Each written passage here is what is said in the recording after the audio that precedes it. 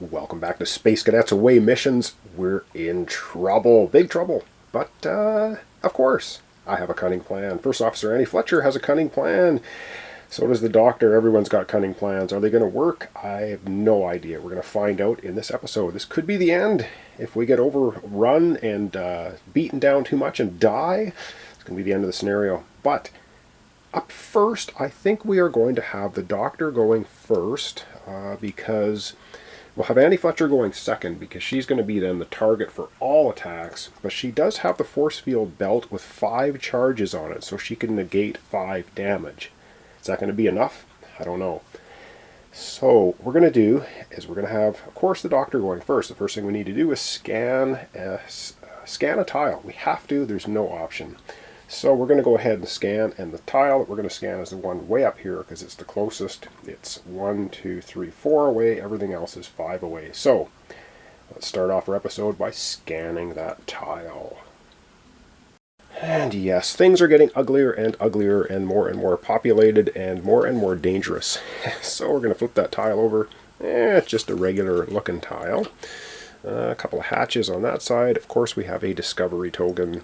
And alright, oxygen thrall tank, 3 oxygen. I was looking for that, but it's a long ways away. Oh man. Alright, and we have our first sentinel. Okay, that's a good thing and a bad thing. Sentinels are absolutely the worst. Okay, oh man. Okay, we have everything on the board we need now. We have a sentinel. We have brains in a jar. We have space leeches. We need to get the blood samples from those 3 remaining, and we have to get out of here back to the shuttlecraft. Is it going to happen? Likely not. All right. Dr. Garcia up first. He has only 2 actions because he's been mind controlled. So let's get to him and see what he's going to do for his 2 actions. All right. Oh man, I'm getting nervous now. I'm actually getting concerned that we are not going to pull this off. There's so many aliens now swarming through the base. First thing we're going to do is we're going to what are we going to do? We're going to move. We're going to move him here. That's 1 action.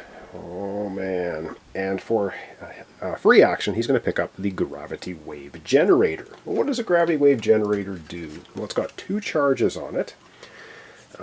Move 1 figure or item within 3 tiles and line of sight 1 to 3 tiles closer. So he has that now. It's got a couple charges on it. And so what he's going to do, this is for his second action, he's just going to move back here. Now, he could have moved an extra space because it's low gravity, so you can actually move into a low gravity space and go 1 extra low gravity space. Didn't want to do that. Obviously, too many aliens. For his second regular action, he's going to move back there. And that gets him out of action points. But he is going to spend 1 of the charges on the gravitational wave generator gun, and he's going to move 1 figure or item within 3 tiles. He's going to move the damaged brain in a jar, which is 2 tiles away, 1 to 3 tiles closer. So he's actually going to drag it 1, 2 tiles closer, right into this space.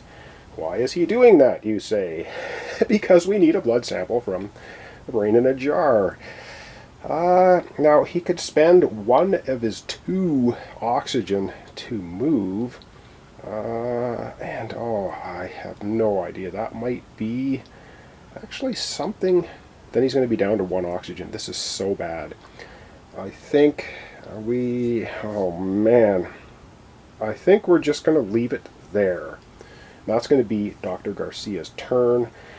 Up next, Annie Fletcher. Oh man, and this is all going to be very decided on dice rolls. So I have to think about what we're going to do with her, and we're going to come right back. Alright, it's Annie Fletcher's turn. Now, of course, we need to scan a sector, and that's non-option. So it's going to be either one of these 3 or one of those 3, because they're all equidistant away from Annie at the moment. I think we're going to go ahead and we're going to scan the one right down here. So let's zoom in on it and get scanning.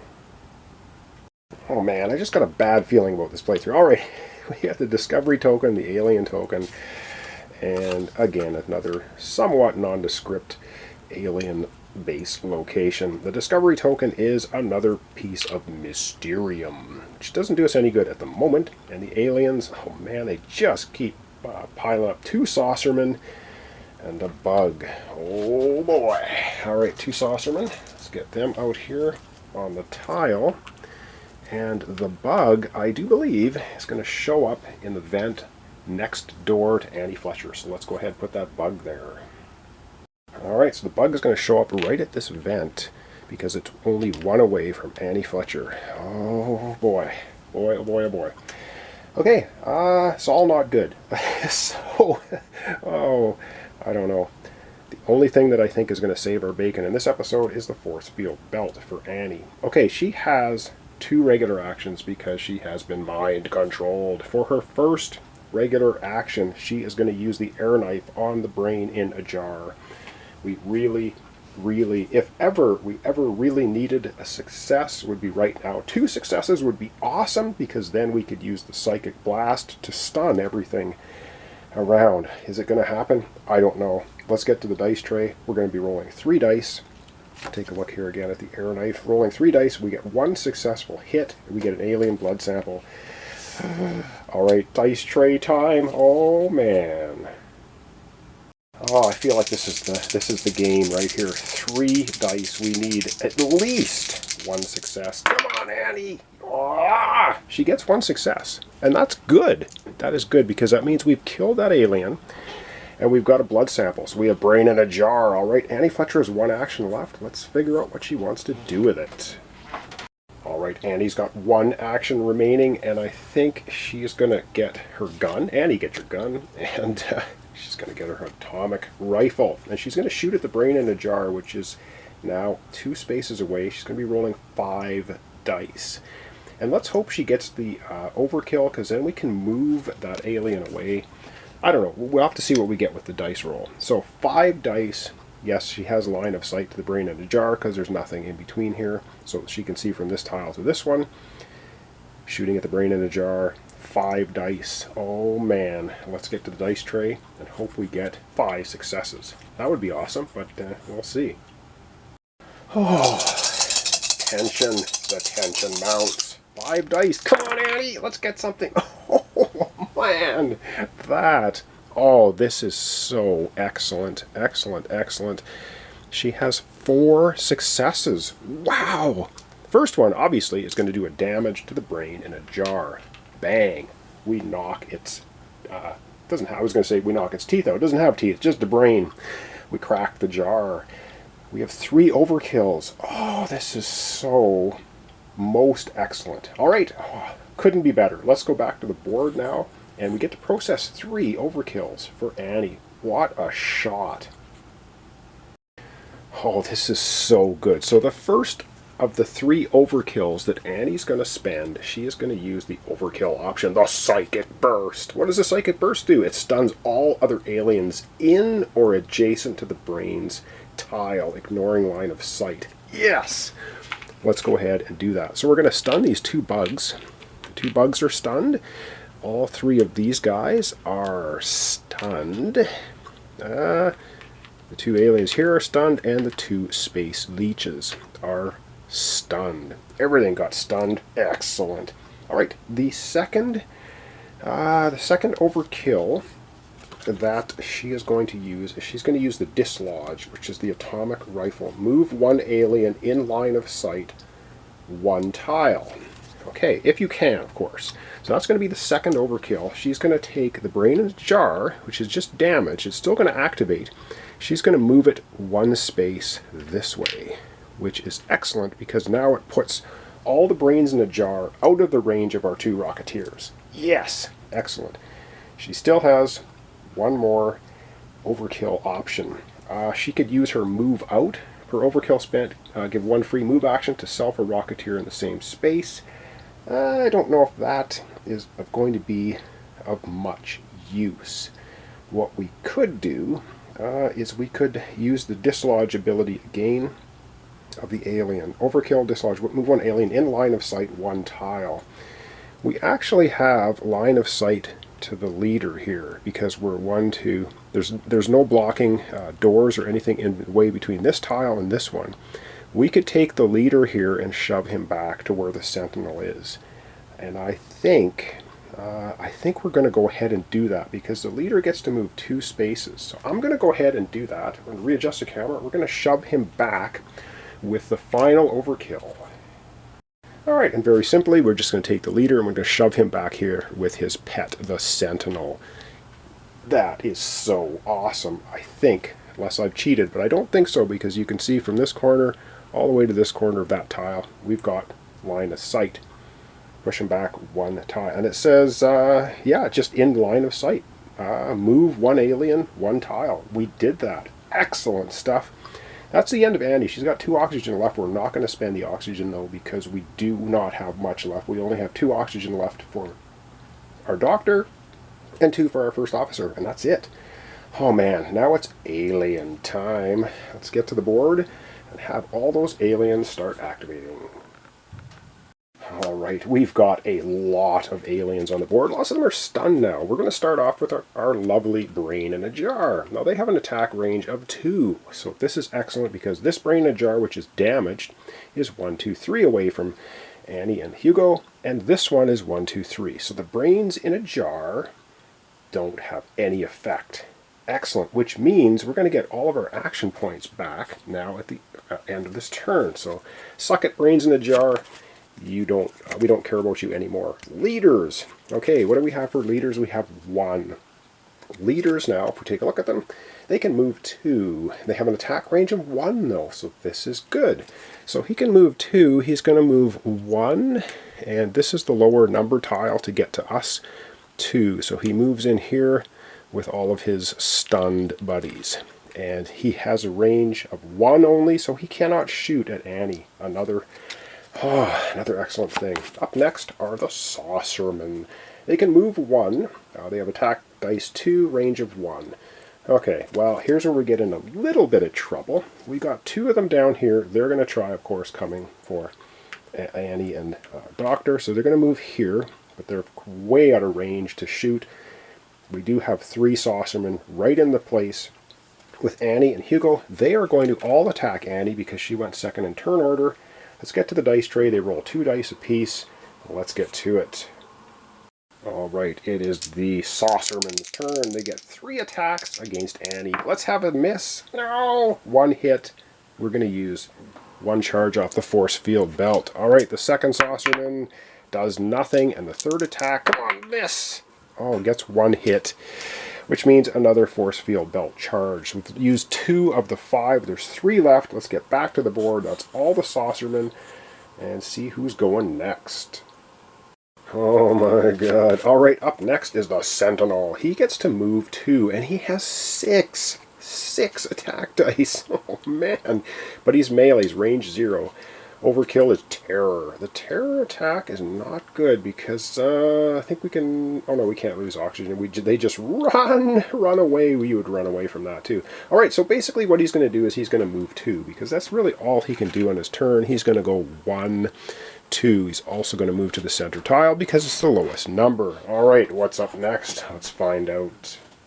Alright, up next we have the Thrall. They can't move and attack in the same turn. They have 1 attack die. We have 1 Thrall on the board. He will attack Annie because he's in the same space. Rolling 1 die. Let's get to the dice tray. And he's going to take a swipe at her. Alright, the Thrall's taking a swipe at Annie, and he misses because he's a Thrall hooked up to the wires and stuff. Alright, let's figure out who's up next. Alright, and up next in sentient order is the Space Leech. They can move 1, they can attack and move in the same turn. They can do all kinds of exciting things if they weren't stunned, which they are. There's only 2 on the board. They're stunned. They don't do anything. And up last, ooh, this could get a little ugly. We have the bugs, and each bug gives them basically 1 action. They try to form a swarm first before they attack. Let's get down to the board and have a look and see what's going to happen. Alright, we've got 6 bugs on the board. 2 of them are stunned. They're not going to participate, but we have 4 bugs in the same space with Annie. That's going to be 4 individual attacks of 1 attack each. I do believe that's how it works. Let's get to the dice tray and have that attack. I'm going to double check those rules, of course, in between here.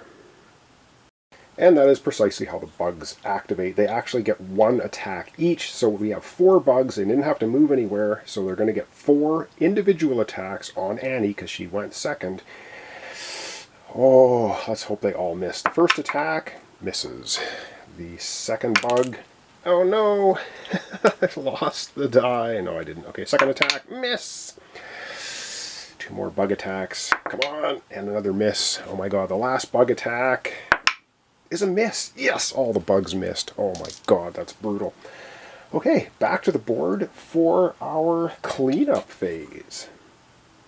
Oh man, that was a tense episode. Alright, cleanup phase. First thing we do, all the stunned aliens get to become unstunned. Now this brain ajar is damaged, so I'm going to leave him on his side. Getting so much stuff in here now. So the saucermen, of course, are going to recover. These saucermen are going to recover. And yeah, it's not good. Alright, that's everything recovering. Of course, the 2 bugs are going to recover. And I should say we can only have a maximum of 10 total bugs on the board because it's 5 per Rocketeer. So we have 6 right now. We can only get 4 more. I hope we're not going to have to worry about that. Okay, that is all of the aliens that were stunned recovering. Now we would remove any hatch open, hatch locked, or stagger markers. We don't have any. And then our Rocketeers get their action points back, and this time they get them all. So they're going to have 3 actions apiece. Of course, they have a non-combat action each.